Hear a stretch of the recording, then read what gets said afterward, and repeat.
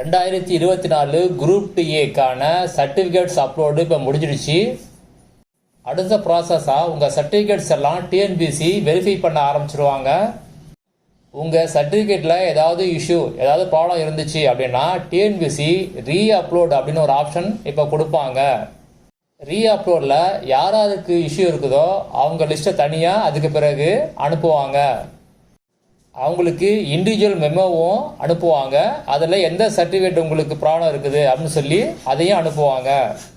இப்போ யாருக்காவது உங்கள் சர்டிஃபிகேட் ஏதாவது டவுட்ஸ் இருந்துச்சு அப்படின்னா அந்த சர்டிஃபிகேட்டை நீங்கள் புதுசாக எடுத்து வச்சிருங்க. ஏன்னா சப்போஸ் ரீ அப்லோட் உங்களுக்கு வரல அப்படின்னா கவுன்சிலிங் டைமில் அந்த இஷ்யூ செக் பண்ணும்போது இருந்துச்சு அப்படின்னா அவங்க மறுபடியும் என்ன பண்ணுவாங்க அப்படின்னா உங்களுக்கு மறுபடியும் சர்டிஃபிகேட் வாங்கிட்டு வர சொல்லி அனுப்புவாங்க. அந்த டைமில் உங்களுக்கு அலாட்மெண்ட் ஆர்டர் இஷ்யூ பண்ணுறதுக்கு பதிலாக என்டோர்ஸ்மெண்ட் சர்டிஃபிகேட் தான் உங்களுக்கு இஷ்யூ பண்ணுவாங்க. அதனால் உங்களுக்கு ஏதாவது டவுட்ஃபுல்லாக இருக்குது சர்டிஃபிகேட்டை பற்றி அப்படின்னா இப்போவே வாங்கி வச்சுருங்க. சர்டிஃபிகேட் நம்பர் மாறும் அப்படின்னு எதுவும் ப்ராப்ளம் கிடையாது. அப்படியே இருந்தால் கூட டிஎன்பிசி அதை அக்செப்ட் பண்ணுவாங்க.